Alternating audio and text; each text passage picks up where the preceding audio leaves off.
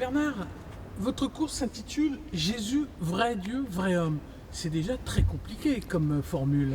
En effet, c'est le grand débat de la Christologie. Christologie, c'est un mot qui veut dire étude du Christ. D'abord, même le mot Christ, il faudrait l'expliquer. Jésus, tout le monde voit à peu près ce que c'est. Qui il est. Enfin, quoique. Et nous prétendons dans la foi chrétienne qu'il est vrai Dieu, vrai homme. On peut être l'un et l'autre. Comment on fait déjà pour être vrai homme? Enfin voilà, la question de la Christologie, c'est tout ça. Alors, comment vous, dans votre cours, vous allez vous y prendre pour qu'on essaye d'y voir un peu plus clair?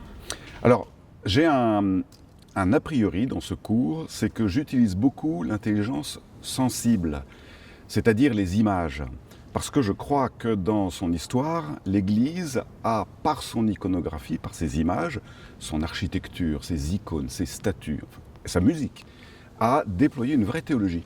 Et c'est une théologie qui est finalement plus facile à comprendre, vraiment comprendre, que la seule spéculation. La spéculation des bibliothécaires, disons. Mais les images peuvent être aussi source d'erreurs, voire de mensonges ou d'interprétations erronées. Absolument. C'est la raison pour laquelle, par exemple, je fais un petit parcours sur l'histoire de la croix. Et en effet, il y a des déviances dans l'histoire de l'iconographie, dans l'histoire du christianisme. Il y a des croix très mièvres, qui disent des contre-vérités. Ou des Christ tellement à l'aise sur la croix qu'on les croit sortir d'un salon de manicure. Bon, ça c'est quasi blasphématoire. Or, dans les images de la crucifixion, il y a des choses qui théologiquement sont absolument superbes. Notamment 12 premiers siècles, où on voit déjà le triomphe de la résurrection dans la crucifixion. Ça c'est de la théologie.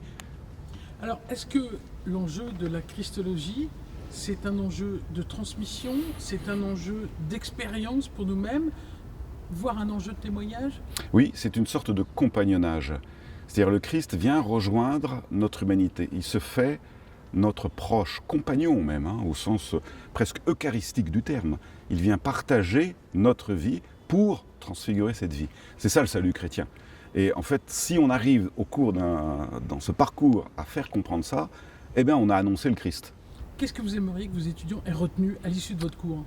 Ce que j'aimerais à la fin de ce cours, c'est que l'intelligence fasse partie de la foi, que l'intelligence ne soit pas exclue de la foi. Voilà ce qui compte pour moi, ni la sensibilité, ni la mémoire. Vous êtes prêtre, par ailleurs, théologien, philosophe. Qu'est-ce qui vous anime là-dedans? Transmettre.